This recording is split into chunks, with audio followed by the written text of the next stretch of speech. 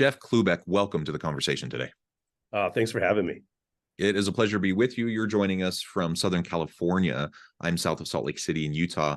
And today we're going to have a fun conversation around how to gain respect, appreciation, and support from your team. And in fact, just this morning, I published on my eMag an article about the difference between influence and manipulation. I think it's a good connection point to what we're going to be discussing today, because influence is really important. And I think that's all about really what we're going to be talking about. But sometimes there can be a fine line between influence and manipulation. So let's do it in a positive way through respect, appreciation, generating buy-in and support from your team.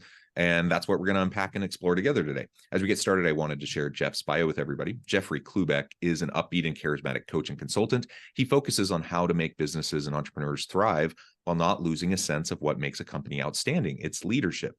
Jeff is a successful author that has worked with small and big businesses, and he's a professor at San Diego State University. Jeff, anything else you would like to share with me or my audience by way of your background or personal context before we dive on in? No, I don't take myself too seriously. Everything you said is fine. I would only like to include that I'm happily married to Marianne, and we've got 3 amazing kids, source of pride and joy for us. When people ask me, Jeff, what do you do for a living? I say I wake up every day and I figure out how to deserve my wife and kids. And next thing I know, I'm out of bed helping people somehow, some way. So you can sprinkle a little family love in there, then that's fine for me. But all the professional and academic accolades, those are stacking up nicely as well. But I'm really focused on family and relationships. So I think you nailed it. Wonderful. And I agree. I think that's the most important thing. So wonderful. Thank you for couching it that way. All right, let's go ahead and dive on in. Let's start by maybe defining some terms. So, this idea of respect, appreciation, support, everyone knows those words, but like, how do you see those terms in relation to the relational element, how you interact with those around you? Yeah, it's going to be a fun conversation because a lot of times, especially the way that you introduced it, right, as a leader wanting those things from their team, right? And so what I'm hearing, the frame that I'll just lead with is, what about us providing those things for ourselves? Right? How do we look within for the respect, for appreciation, for support? So if this conversation goes in the direction that I'm hoping it will, I love the concept of structural integrity, or integrity as a whole, right? That's one of the books that I wrote, The Integrity Game, which we may end up talking about. But when you think about, Jonathan, when you think about building a bridge or a tunnel, we know it will crumble under pressure tests, right? Without structural integrity. Yeah. Okay. So it makes sense to foundation, well built, well maintained, and retrofit from time to time. So what I'd like to lead with is that as leaders, if we are not retrofitting ourselves with our self-respect, self-appreciation, and our own resources for support, then we're building a mansion on top of quicksand, demanding it from others before we've done the job of looking within. So I don't know if I'm defining respect, appreciation, or support, but I am giving you a frame or a lens through which I see those terms, especially in the context of leadership. Yeah, well, and I think what you just said actually goes really well with how I open things up in relation to that article that I had just published this morning.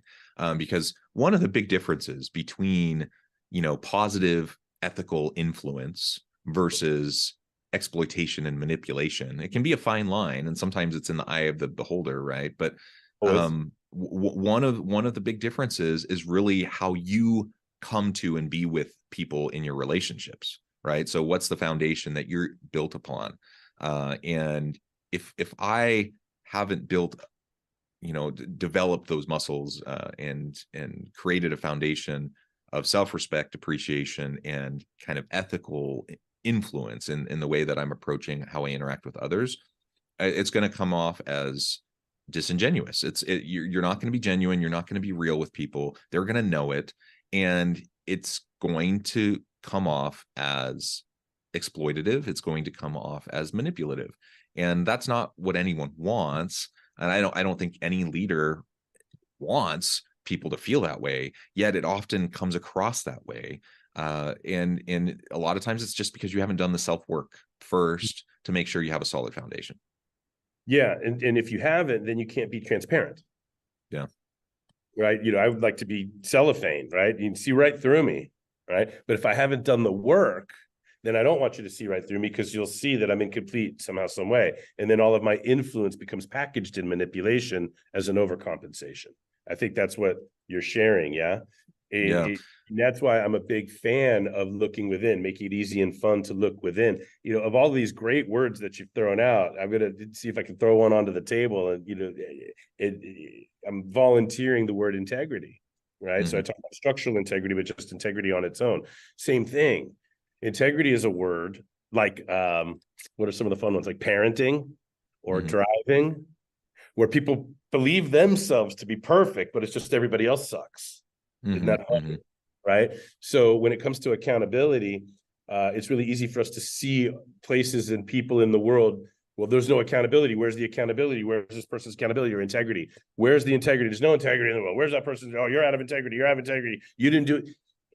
And that isn't that so much easier than looking within and retrofitting ourselves, right?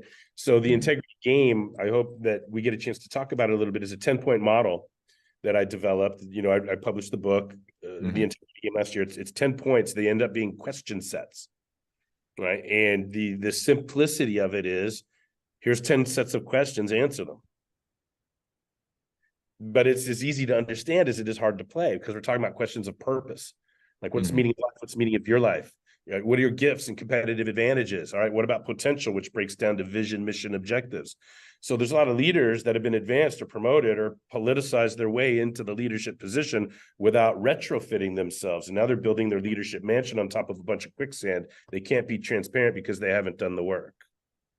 They haven't answered these questions for themselves. They don't have at core their own self-respect intact, their own self-appreciation intact, and they haven't retrofit themselves with their own support systems, but they're expecting and demanding that in anywhere from influential to manipulative ways from their team, right? Yeah. So then when you talk about engagement, engagement to me, I mean, I'm throwing a lot on the table here and you can pick up on whatever you want to, but for me, there's two things I concentrate on when I want to secure engagement, whether that's somebody hiring me as a coach, which is enrollment, where they enroll and pay money out of their budget or out of their pocket to talk to me once a week or once every other week or what have you. That's enrolling in a coaching program, or engaging in my students. For example, here at San Diego State, you know this as a professor yourself.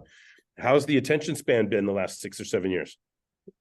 How is student engagement post-COVID? You know, right now I'm sitting in a room with 5 students right now on the last day of the semester, and I know that 3 or 4 years ago they were waking up and opening up their laptops, attending class before they would eat or brush their teeth. And now we got to like wake them up and re-engage them out of that zombie environment, etc. So the two things that I focus on when trying to secure engagement is, number one, I want to take the time to really get to know who I'm dealing with. And number two, I need to know what they want. So it's easy for me as a leader to say, I want respect, I want appreciation, I want support from my team, but I don't get to demand any of those things unless I'm on record investing the time to find out who my direct reports are and what do they want, right? I tell my students in class, I'm not going to stand up here and convince you that speech 103 should be the most important thing in your life. Is just one out of several things, especially if you're not going to be a comm major. You guys, this is just something on your list. So I'm not going to fool myself into thinking that you want this any more than you do. So being real with them helps them, I think, feel less intimidated or more understood. So when it comes to engagement, do I know you and do I know what you want? And unless I can compare those things and be on record as pursuing those things and investing time, energy, resources in learning who you are and what you want, then I'm not in a position to demand respect, appreciation, or support from anybody that I haven't taken the time to that type of investment with. Yeah, that's super interesting. Let's double click on that for a minute. So the demanding of commitment, loyalty, the demanding of trust and support by virtue of nothing other than you happen to be in the position of authority over other people.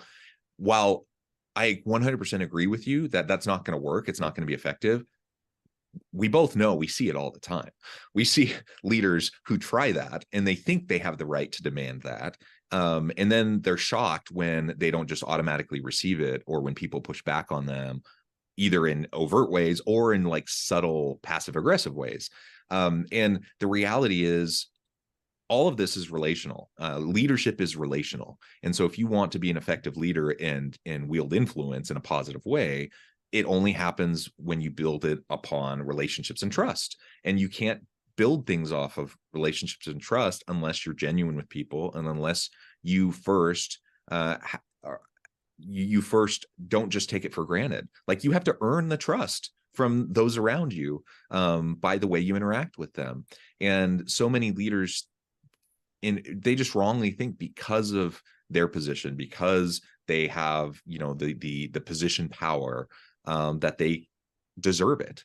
And it's I mean, deserves not even the right word, probably, but it's about really earning something, because people see you as someone who is invested in them, someone who's going to help them. And that's what leadership is. Leadership is investing in your people, to empower your people, to maximize the potential of your people. That only happens as you invest in them. And if we're not doing that, then it is that house built upon the sand. And I've seen leaders who have been really adept at, like, formal position, right? They've been really adept at politically moving up and using people around them to kind of bolster themselves up. It's frustrating. It's really hard when you see that happen, and you know that they're not people that have integrity, and you know that they're just kind of climbing on the backs of and exploiting other people to get to where they're at, but they're really adept at it and they move their way up. My position is that eventually it catches up to them. Sometimes it takes a while, but eventually it will catch up to them, and they've built this house of cards that will crumble once, you know, key individuals who may have been protecting them from the consequences of their manipulation, it comes, you know, those go away, and then it comes back to roost. I've seen it many times where leaders think they're immune to the consequences, and eventually it will catch up to them. So it's much better to just take the time, build the genuine relationships, build the foundation, and your reputation will precede you. You will be seen as a person of integrity, and people will want to work with you because they know you're someone who's real. Not that you're perfect, but that you're someone who's trying, and someone who's going to support them, and they'll be more willing to support you. Well, there's a lot there to feed back to. First of all, I appreciate the double click. I must have said something that hit a nerve, but we categorically, right? You know, leadership by, let's just break it down categorically: transactional versus transformational.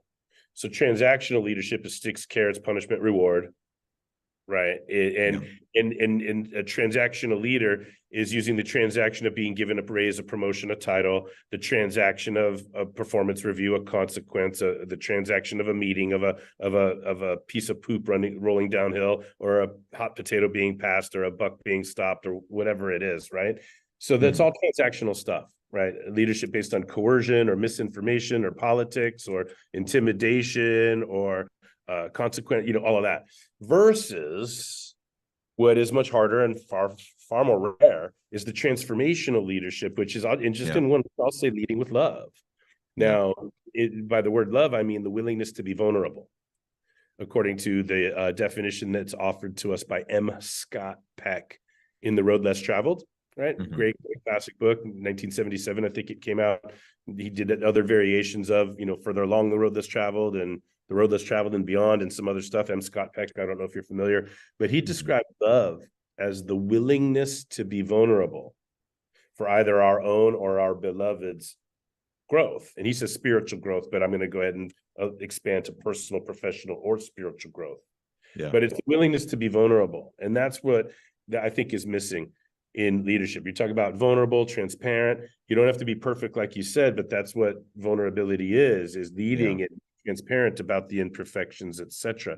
So if anything's out of integrity, it invites everything else to be out of integrity. So sometimes it's not the leader's fault, right? Let's throw a different, you know, variable into the equation. What about the individual producer that was great at producing individually, and now there's a supervisory position open, and the HR person with the hiring manager and their keystone copying, and they're dusting off some old position description that hasn't been updated or made relevant to the current circumstance. They haven't put the thought into, why is this position open? What happened to the last person that held this position?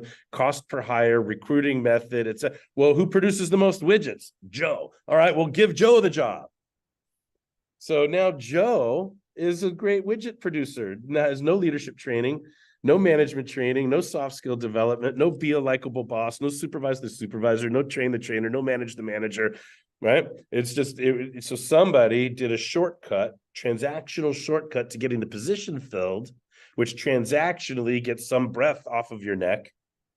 But if you don't take the time and invest in a strategic staffing process, right, with good interview questions, competency and behavioral based interview questions, right, a real understanding of why this requisition is open, do the duties, are they commensurate with the real position? Do we have them operationalized? Are the qualifications that we're looking for really consistent with those duties? Are we interviewing appropriately to screen for the qualifications to do the duties, et cetera, on behavioral and competency, right? Does this person want the position? Have we asked them if they're going to command their, hey, I got done producing the most widgets for 3 years in a row, and now they want to make me supervisor. Well, that sucks, Joe, because are you still going to go bowling with us? Right? All the people that he was on the team with, now they all report to him 1 week later. But he was bowling with them, sharing his life secrets with them a week ago. And now he's got to all of a sudden be a source of accountability and integrity and leadership and management and professional growth in their lives. And he hasn't been given the training that he needs or she needs to be a supervisor, to manage others. Totally different skill set than an individual contributor. Yeah. So we talk about these leaders that aren't willing to do this, that, and the other. I blame the institutions that aren't investing in their leaders, giving them the soft skill training that they need, giving them the one-on-one executive coaching and career coaching that they need, getting them, getting specialists on site. So it's not just want, but new and fresh voices that can really, puncture the veiled listening that takes place in so many corporate situations. I can go on, but I just to summarize, I love the difference between transactional and transformational leadership. I think transactional, it's all dark side. And like you said, they're going to find out somehow. The house of cards is going to fall apart at some point. Same thing, but I see it a different way. It's not like it'll catch up to them at some point, these leaders. I have a lot of empathy for these leaders that they're not bad people. Right? They just aren't given the resources that they need to be better people, right? And so instead of saying, hey, you bad leader, that you're using coercion and intimidation and manipulation and dishonesty to get your direct reports to do what you want them to, I don't say it will catch up to them sometime. What I would like to say instead is they will never catch up to that ship once it sails. So once they demand respect from somebody when they haven't looked within, once they transactionally lead when they haven't been invested in transformationally, once this ship sets sail, a leader that hasn't been given leadership skills, that hasn't been given the soft skills of leadership, they haven't been taught how to conduct a performance review, how to resolve conflict, how to manage change, how to coach and mentor instead of just manage to the number. They haven't been taught these things and they're expected to lead. And then there's a lot of us out here on this side of the desk that are blaming these bad leaders. Well, I have got more, compassion for them, right? Because I know what's missing, and they want to do a great job, all of them, right? But yeah, so it's really interesting. I look at it like a shell game, like once you've told this lie, now you got to tell another lie to cover up that lie, and another lie to cover up this lie. And so in other words, it'll catch up to you somewhere, you bad leader. It's like, hey, you've been put in a leadership situation without all of the resources that you need to be transparent and honest. So once you tell your first out of integrity, now you're playing a shell game of out of integrities, and you'll never catch up to integrity once you're out. Yeah, so it's and to your point, the different. We're saying the same thing. I'm just coming from a different perspective, right? Absolutely. And to your point, leaders who don't have much background in leadership or training, or haven't developed those skills, they don't know any different. So the only way they know how to lead is by looking around and seeing what they've seen other people do. Hey, do that. And that's leadership. Hey, exactly. And so when people revert to manipulative tactics or coercive tactics or dishonesty or gaslighting or any of these things, a lot of times it's simply because they don't know any different. They don't know how to do it in any other way.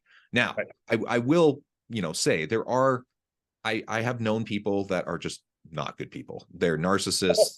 It's all about themselves. But those are rare. You know, those are rare. Most leaders wake up in the morning wanting to do the best they can, wanting to do right by their people, wanting to help their people succeed and the organization succeed. Most people don't wake up with nefarious intentions thinking, ha ha ha, how am I going to take advantage of everyone today? Right. And so not even people, the narcissists, not even the narcissists, you know, like I don't mean to interrupt, but I want to throw a loop in here. And even if we just put a pin in it and come back to it later, finish your thought.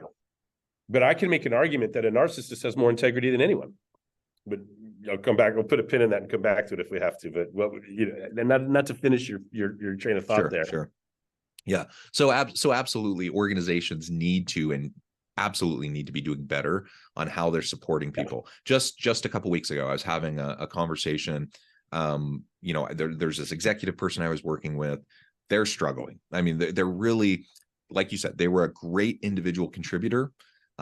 This is their first kind of senior executive role, and they're not performing well, and they're really struggling. They just don't know how to interact with and lead people and build coalition and collaboration. And they just don't know how to do any of that. And they're still trying to be an individual contributor, and it just doesn't work when you're at that level. And now you have all these people reporting to you. And I had an opportunity to talk to their boss, the person up the line from them that they report to, and to share some of, like you said, the empathy I have for this leader who is trying and just doesn't know. Like they just don't know what they don't know, and they don't know how to do it differently.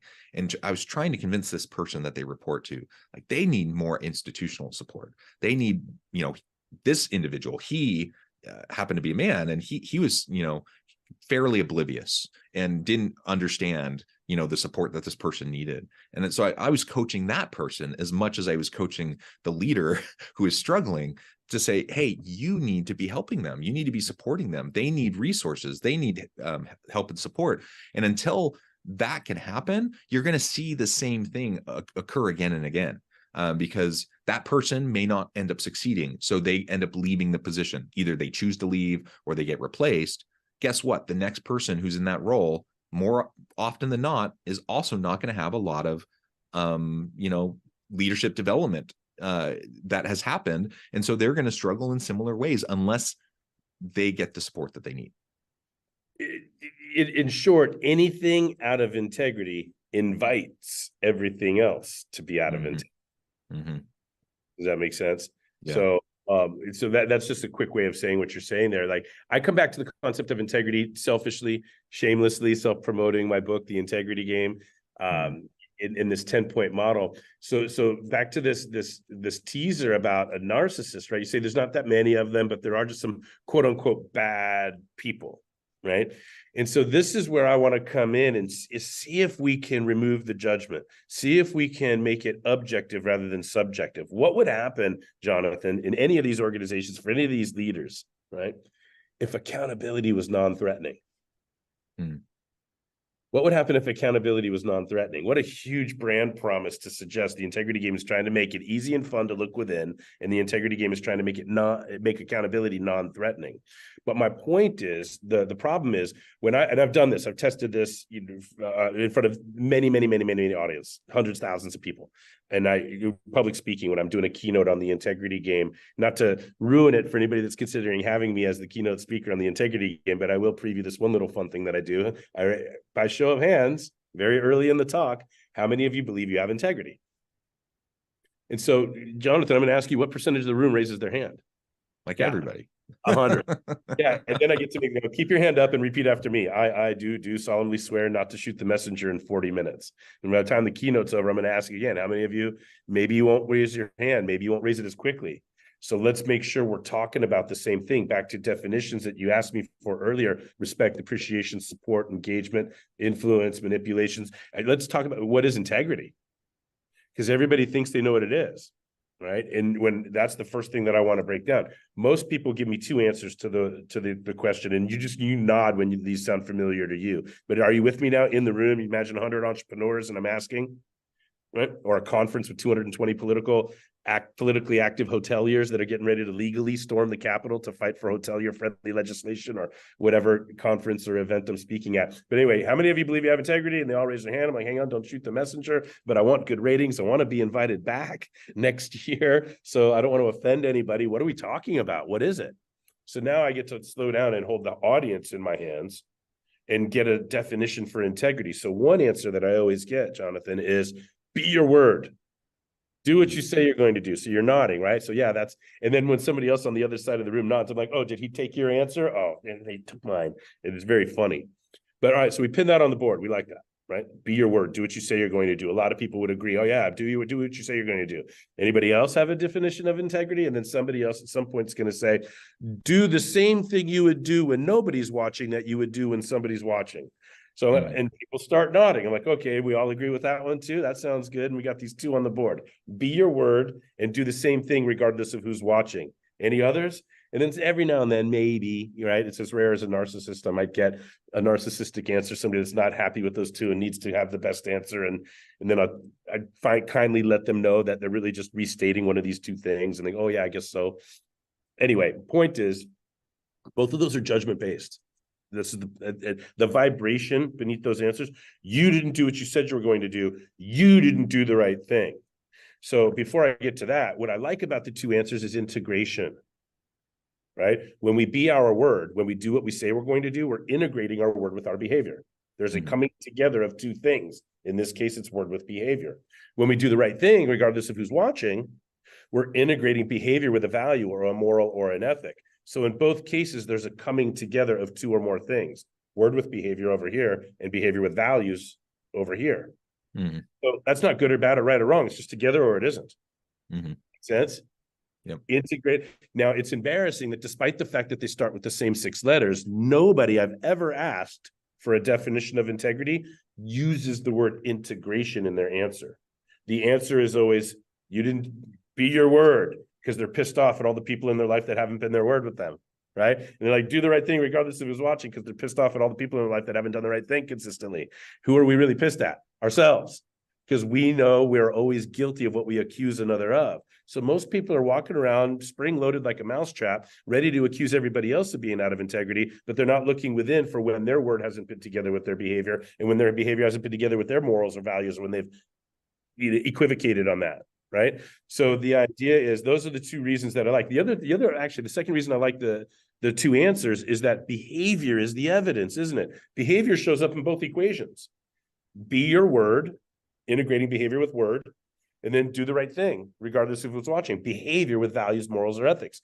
So behavior is the evidence of our integrity, Jonathan, but these poor leaders in these organizations are running around saying, well, I didn't mean to. Well, I was just trying to. Well, I was gonna. Well, I only wanted to. Well, I was just. So people judge themselves by intent, while the rest of the world, subordinates, superiors, and subordinates alike, for different reasons with different lenses, are judging the behavior.